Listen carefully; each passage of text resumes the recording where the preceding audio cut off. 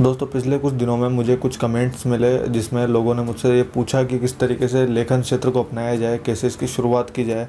वो कवि बनना चाहते हैं, वो लेखक बनना चाहते हैं, वो नॉवल लिखना चाहते हैं, मगर उन्हें कहीं ना कहीं कुछ प्रॉब्लम फेस करनी पड़ रही है जो शायद शुरुआती दिनों में हमें भी फेस करनी पड़ती है और हर किसी को जो लेखन के क्षेत्र में आना चाहता है उसे करनी पड़ती है। उन्हीं लोगों के कमेंट्स के जवाब देने के लिए मैं यहाँ पर हूँ, क्योंकि कमेंट्स में रिप्लाई करके उन्हें इतनी अच्छी तरीके से समझाना पॉसिबल नहीं था, और क्योंकि कुछ एक सब्सक्राइबर की मेरी फैमिली है तो उनकी क्यूरीज़ को समाप्त करना मेरी रिस्पॉन्सिबिलिटी है।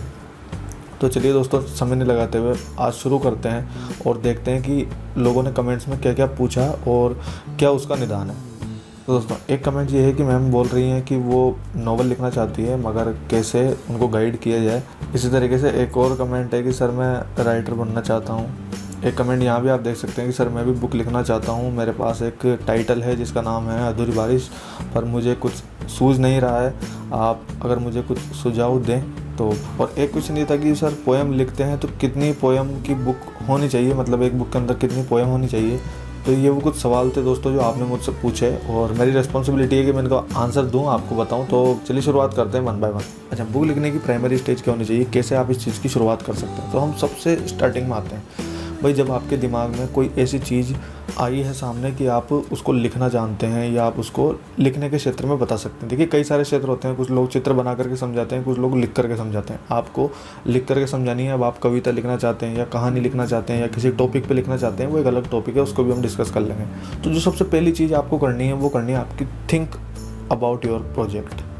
आप अपने प्रोजेक्ट के बारे में सोचिए इन द सेंस आप उसको समय दीजिए एकांत में बैठ करके, या फिर जब भी आप पूरी तरीके से मेंटली उस चीज़ के लिए प्रिपेयर हैं तो बैठ कर के लिए आप सोचिए उस चीज़ के बारे में कि मतलब कैसे उसको रिप्रेजेंट करना चाहते हैं, क्या लिखना चाहते हैं। जैसे मैं एग्जांपल देता हूँ आपको, आप कविता लिखना चाहते हैं तो अब कविता में पहले आपको हो सकता है आपकी कविताएं जो है वो काफ़ी सारी हों, अलग अलग चरित्र को वर्णन करती हों, अलग अलग सिचुएशन को वर्णन करती हो, मगर फिर भी आपको एक उसका पर्टिकुलर हेडिंग ज़रूर रखना पड़ेगा। जैसे सपोज़ कीजिए कि मैं एक कवि हूँ और मुझे बारिश के बारे में लिखना बहुत ज़्यादा पसंद है, तो मैंने बारिश के ऊपर 8-10 पोएम लिखी है अलग अलग, और मैंने उसका एक संग्रह कर दिया जिसको मैंने सावन के गीत या कुछ इस तरह का टाइटल दे करके और आगे रिप्रेजेंट कर दिया, ताकि वो जो जब आपके बायर्स हैं वो जब उसको ख़रीदेंगे तो वो उसके नाम को देख कर खरीदेंगे, उनको लगेगा कि यार सावन के गीत, तो इसका मतलब कुछ ना कुछ बारिश से रिलेटेड इसके अंदर लिखा हुआ है।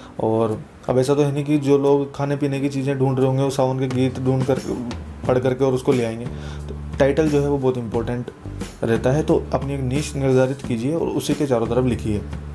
सपोज़ कीजिए जैसे मुझे एक नॉवल लिखना है, मुझे एक उपन्यास लिखना है, एक कहानी है, तो उस कहानी को पूरा अपने दिमाग में क्लियर कीजिए कि भाई ये बेसिक कहानी होगी कि एक ऐसे हीरो होगा और ये होगा फला चीज़, पूरी उस पर एक रिसर्च करके कंप्लीट रखिए।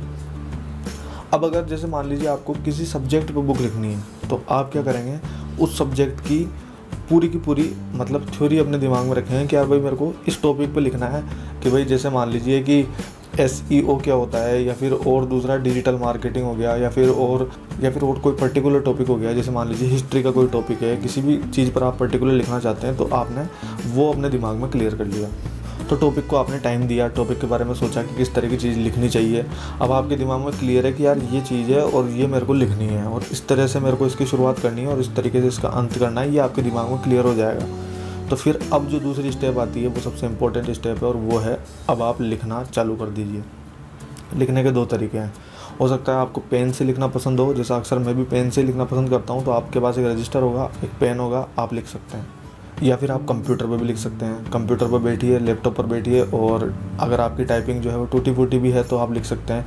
अब समस्या अगर वो को ये आती है टाइपिंग करते वक्त कि सर हिंदी में कैसे टाइप करें, तो फिर गूगल इनपुट टूल वगैरह हैं, या आप हिंदी की टाइपिंग भी सीख सकते हैं। ज़्यादा समय नहीं लगता, अगर आप बेसिक टाइपिंग भी स्टार्ट करेंगे तो 15-20 दिन में आप स्टार्ट कर सकते हैं उसको। लिखते लिखते आपकी प्रैक्टिस भी बढ़ जाएगी, आपको पता नहीं लगेगा कि अब आप टाइपिंग स्पेशलिस्ट बन जाएंगे।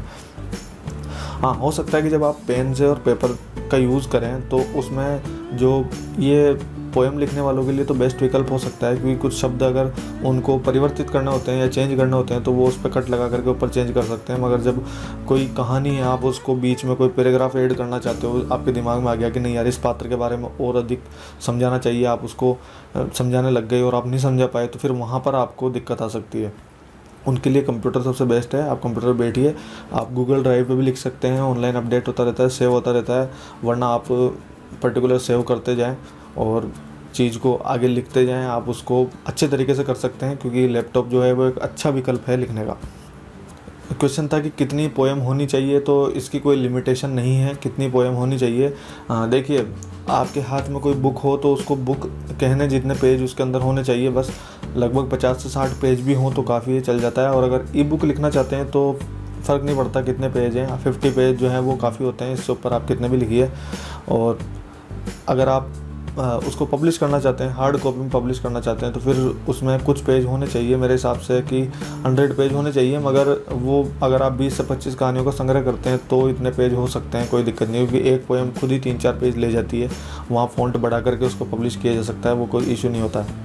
और जहाँ तक कि वो सवाल था, वो पूछ रहे हैं कि मैं लेखक बनना चाहता हूँ, नहीं, तो इसमें जब आपने डिसाइड कर लिया है तो फिर आपको सवाल पूछने की आवश्यकता नहीं है। आप उस चीज़ को शुरू कर सकते हैं, प्रारंभ कर सकते हैं कभी भी। अगर किसी भी चीज़ को हम निश्चित कर लें कि हमें करना है, तो वो चीज़ तो इंसान नहीं कर पाया, ऐसा तो कोई विकल्प आज तक, ऐसा तो कोई उदाहरण अभी देखने को नहीं मिलता। तो आप निश्चित रूप से उसको शुरू कीजिए, लिखना चालू कीजिए आज से ही।